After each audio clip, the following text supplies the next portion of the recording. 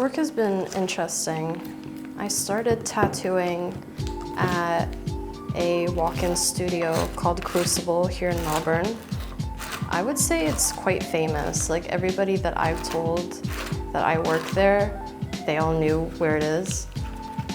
It's very like queer oriented, like it's a very like accessible, safe space for the LGBT, and it's been great. My colleagues are great. The environment is great. I am just new here and nobody really knows me. So it's been hard because I haven't really had any clients in the past 2 weeks. I mean, I'm also gonna account for the fact that it's January and people probably spend all their money over Christmas. I collect rainwater and I use it to water my plants. They like the minerals that otherwise tap water filters out. I don't really have watering cans, so I just use some cans that I've poked holes into. These tomato plants that I have been caring for the past 2 months. They've been attacked by the local possums. I hate these possums. These here are green peppers, and there's some baby tomato growing. And some more seedlings sprouting over there. Very exciting stuff. I would like to say that this is mostly made of recycled materials. Basically, the only thing that's new was these hinges that we had to buy, this plank of wood, and this mesh, which I fucking hate plastic, so if it was up to me, I wouldn't have gotten it, but my boyfriend got it, and, you know, might as well use what we have.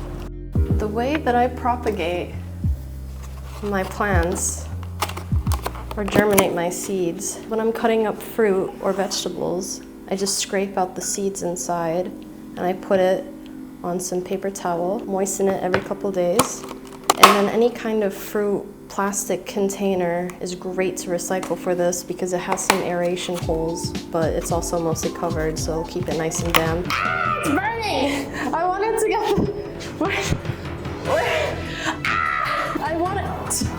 I wanted to get mic'd up before I wanted to get a shot in the...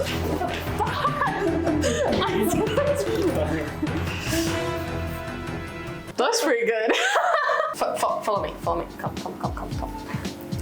So, as you can see, because I haven't been working that much, I have taken up new hobbies, which include baking bread and pizza. We got ourselves a nice little pizza stone.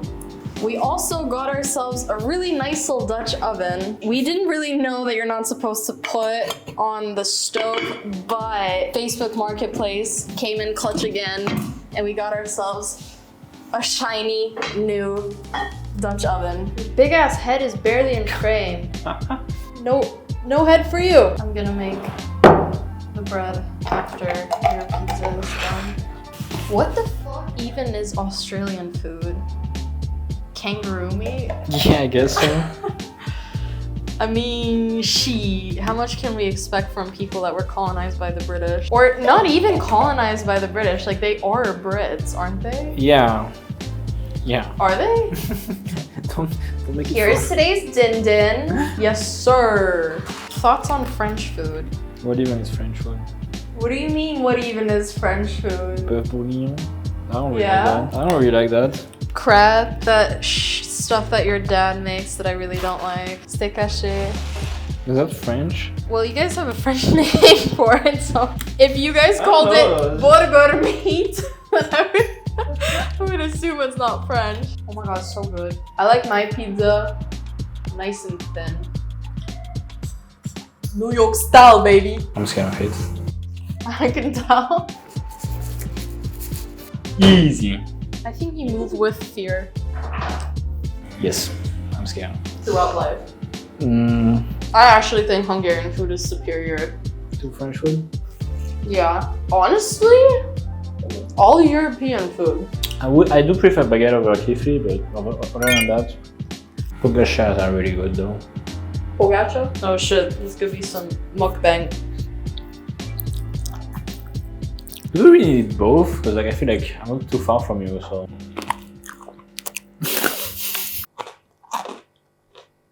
I'm super fulfilled creatively. Like, editing these videos, making these videos has been the highlight of my year so far.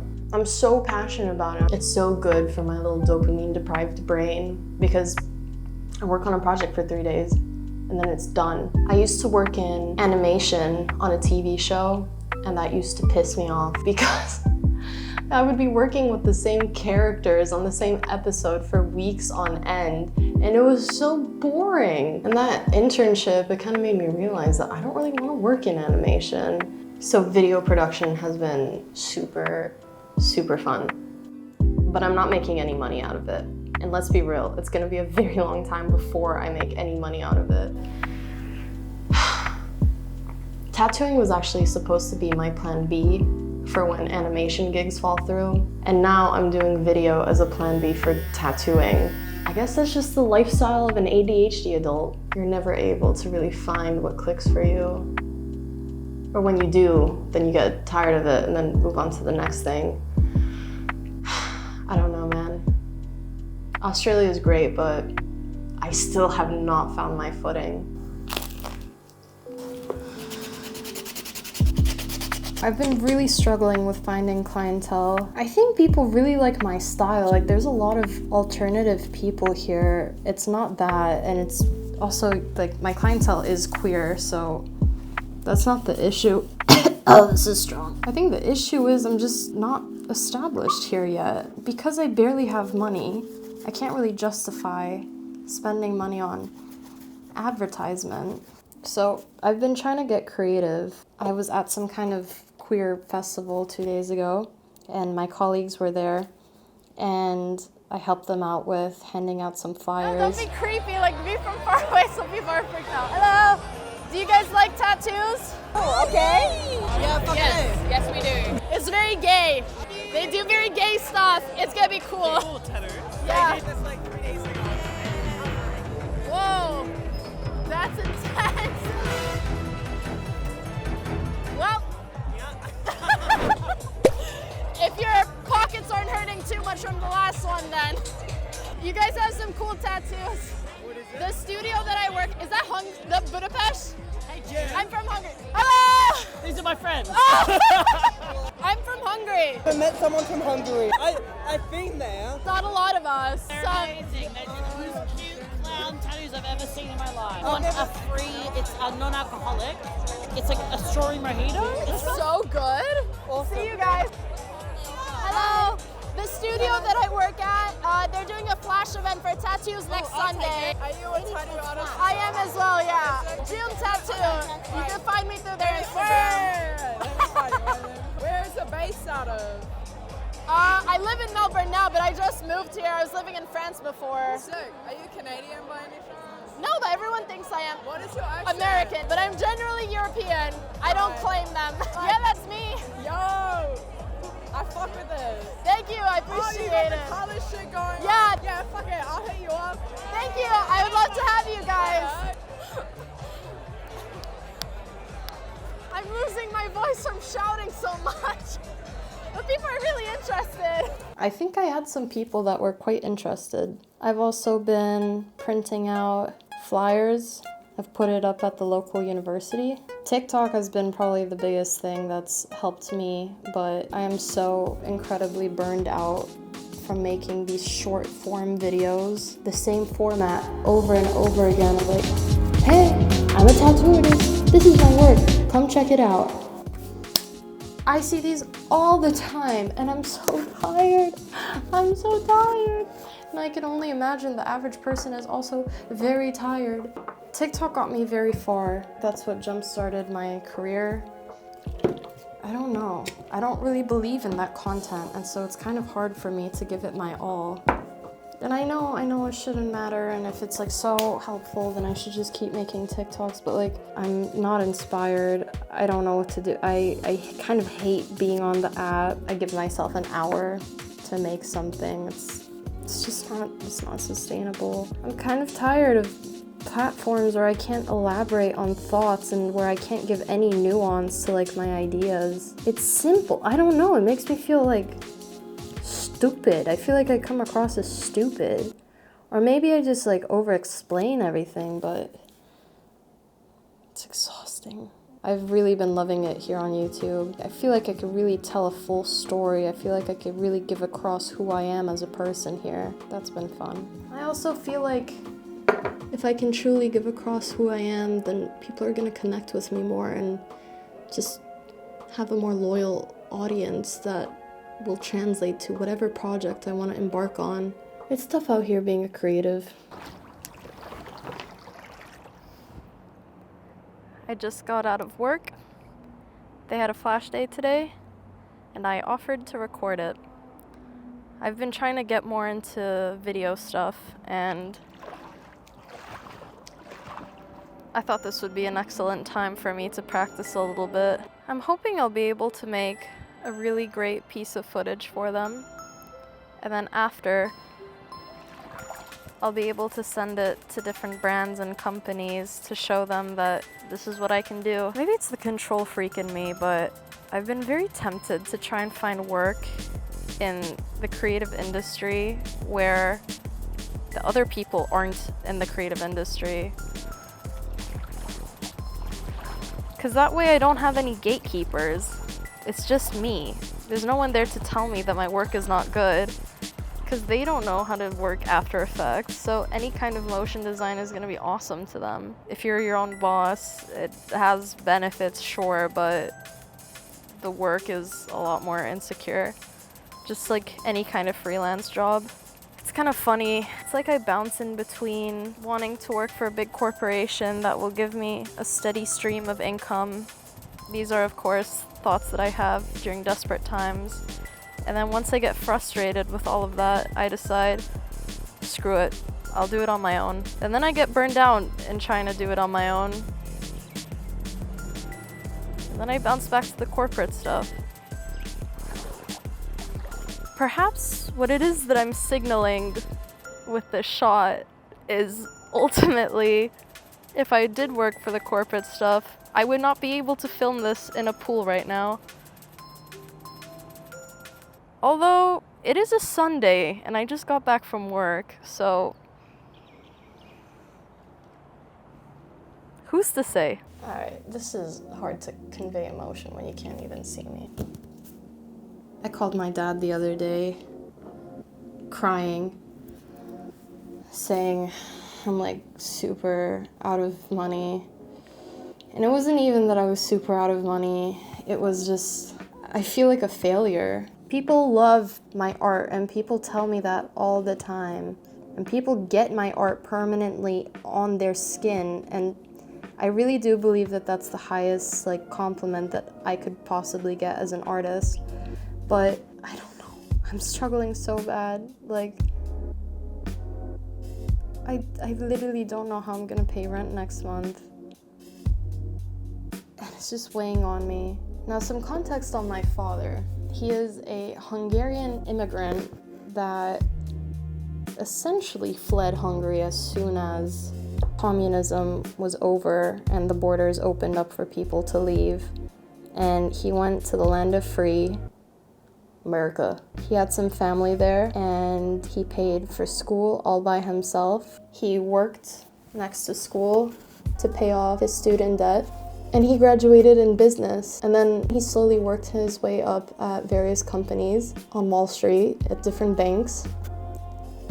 He actually worked at the World Trade Center like a month before, you know.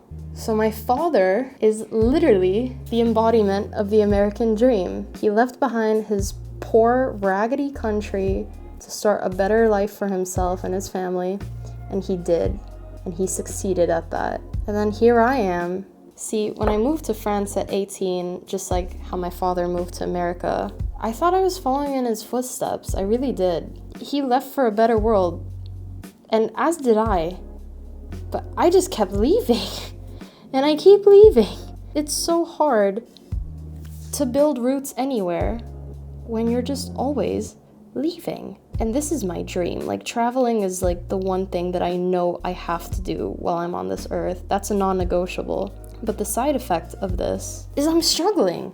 So I call my dad sobbing that things aren't going good. And he goes, I'm sorry to hear that, in his cynical voice. And I tell him, why can't you just say that everything is gonna be okay? He's like, I can't tell you that. But isn't it important to you that if you love your child, that at least they feel like everything is gonna be okay? And of course he says yes. And he says that he's always been very proud of me and that he's been boasting to people about even when I went to school and he was paying for my rent and expenses, that I never asked for more money than the bare minimum, and that I was working next to school. That's when I started my apprenticeship in tattooing. And so clearly he thinks that I'm a hard worker, which, I'll be honest, I think the reason I refuse to ask my dad for money is because of his approval, for him to not think that I'm, I don't know, unworthy. But clearly he thinks I'm worthy. I think it comes from a place where that was his upbringing, that he was kind of thrown to the wolves and he had to build himself up from nothing. He told me that he often grapples with the idea of, should he just say no whenever I do ask for something, such as, I don't know, reimbursing me for my ADHD medication, or when I came here, the Airbnb I was supposed to be in was moldy and I had to find a place ASAP. And once again, I called him crying and he immediately sent me the money to find a nicer Airbnb. These are all clear acts that he does believe in me and that he will do anything for me. I'm pretty sure when he was growing up, it wasn't this hard. My dad grew up in socialism, where everybody was provided a job and everybody was paid the same amount. Now, Hungary is still paying off the debts of this not very smart financial decision, but it's the reality in which he grew up in. I'm just not sure if it's fair to hold me to the same expectations 30 years later. Okay, let's pick out some of the things that I want to use. Pearls. I like barely ever use silver things, so I'm really thinking silver and blue, like cool tones. Do I want the hollow chrome or the plain chrome? Yeah, let's go hollow. Cool tones are very out of my comfort zone. Perhaps some of this moldable putty. I for sure want to use some of these 3D. It's like this gel that you can like write with and stuff. And for polish, no, these are stained by like this pink thing, but I'm pretty sure that's a blue. I think that's a blue.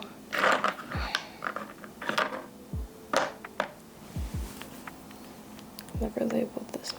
Yeah, why not? White, and then some base gels. Okay, I think we're ready. All right, let me organize this. I once again call my dad crying, being like, I don't know what I'm gonna do. I can't find work. And he just said, well, you chose this life. You chose to be an artist. You knew what you were signing up for. Is it fair? Is it really fair for a finance bro to just say, you could have chosen this? Everybody in my family has always been supportive. I am the only artist in my family and extended family, and everybody from day one always knew I was gonna do this. I was gonna be creating, I was gonna be making art. And that felt very backhanded, because how much did I really choose this when I think we all knew that this was the only option for me? Life is really good. This money thing has been stressing me out. I thought it would be easier to find work here in Australia, that there would be more opportunities. But I've managed to come at a time where everybody is struggling. I think everybody everywhere is struggling right now. Finding housing here was an absolute nightmare. I had to stay in an Airbnb for much longer than I thought. As I have found out, there's been a housing crisis here in Melbourne, one of the worst ones in near history. So timing isn't very good. I was so desperate. I was really close to just going back to Europe. Thankfully, we did find this place. I don't know, man. It's like I'm just getting by. Don't get me wrong, I don't come from poverty. I will never have the option of sleeping on the streets. Like, if push comes to shove, I'm always gonna have the support of my dad. Everybody wants to make it on their own. And I think there's a lot of nuance in between, like, a Nepo baby or just, like, being taken care of, not having to work, and having absolutely nothing. Holy hell, it is so hot today. Probably gonna go to the pool after this.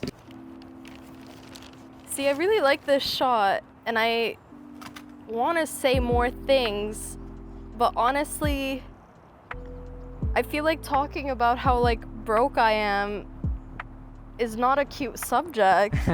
And, you know, I don't really believe in, like, taboos, but there's something kind of uncomfortable talking about how someone doesn't have money. Yeah.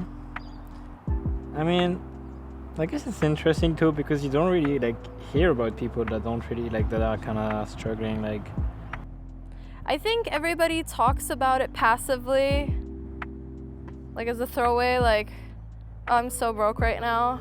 yeah, but I don't think you really get what I mean until you get yourself in that situation. This is literally the first time that I'm like, I'm really not okay. Paying rent is like really like stressful. Yeah. My dad raised me to be so financially responsible. Yeah. Even dipping into my savings has caused me immense stress. Yeah. And as it's gone lower and lower and lower, I've been like, oh my God, oh my God, oh my God. And now that I like basically have like no savings, what I have is to pay for next month. Like, this is money I need, I'm gonna use right now. There's been something, honestly, a little bit cathartic about realizing that life goes on even if I don't have savings. Like, maybe it's really Yeah. enough that if I'm happy and this month is taken care of, I can still live. Yeah. And of course, this doesn't go for people who don't have parents that will, at the end of the day, if something goes really wrong, will eventually help them out. Yeah. I think the only thing I want to have money for is like have enough money for a ticket to go back to Europe. Yeah. Like, that would suck. Imagine we're like running out of the visa and we don't have enough money to go back. Like, I've kind of been looking forward to going back. yeah. I just know that, like, I'm gonna have a lot of other stressful things, but money isn't gonna be one of them. That's true. I don't know, like, would I rather be coming home from the opera right now and going to a restaurant in the shivering, freezing cold? Or do I want to be broke, lounging in a pool? Eating cabbage for dinner every night? I don't know. I think right now it's just a phase though that we don't have money. But it hasn't been a phase. For the past, since I've graduated, this has been my reality. Yeah, that's true. Let's be honest, like, I thought it was just a break, you know? I thought it was just like, I'm gonna recharge and get back into it. I haven't been able to get back into it. Yeah. Well, you know, I think it's as you said, like, now it's a bit down, but I think it's gonna be better next month. And then even better the month after that. Like, you get more clients, got more money, more opportunity. It's so difficult to not be overwhelmed by not seeing anything in your bank account and being like, Yeah. oh my God, I need to do something right now. That's true. Yeah. Right? Because opportunity doesn't come knocking immediately. You need to give it time, and I feel like I'm running out of time. That's what this feels like. It feels like I'm running out of time. It feels like the date of rent is always right around the corner. I feel like the date of us having to leave Australia is right around the corner. I was supposed to come to Australia, and Australia was gonna be the place in this 1 year that we have this visa for, where we definitely have to leave after this 1 year. I was gonna make a bunch of savings and then go back because there isn't so much opportunity back in Hungary. Yeah. This was gonna be where I like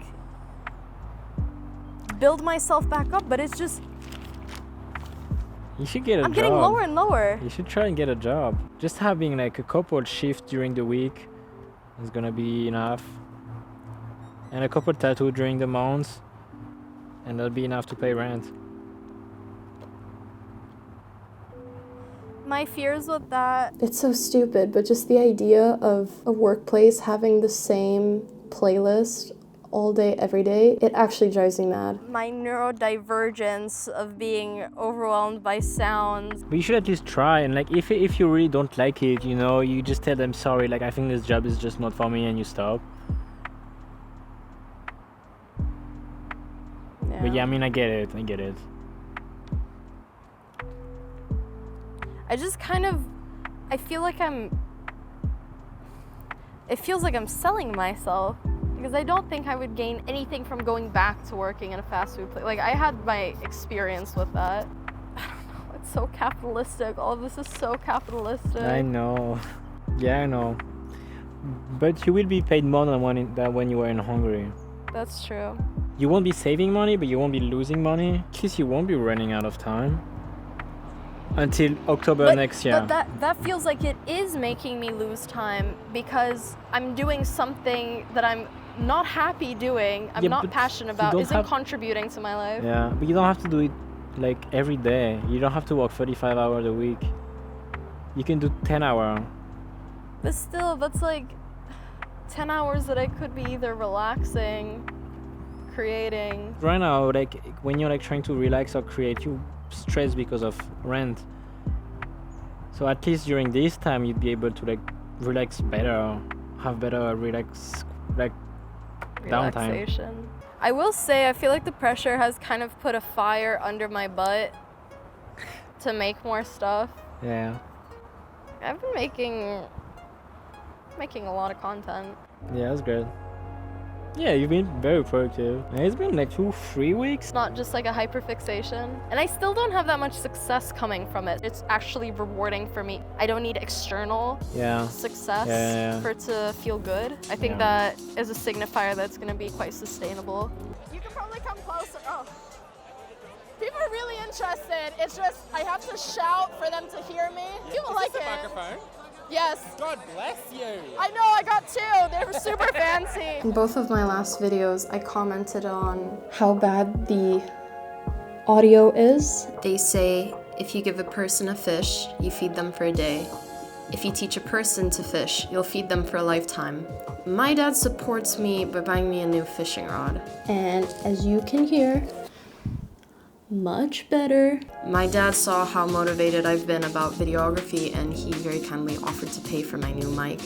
I got the DJI set and it is my pride and joy. I'm surprised you trust me with the shot of the camera. I really don't know if it's gonna be good. I really didn't want to get out of this floatie.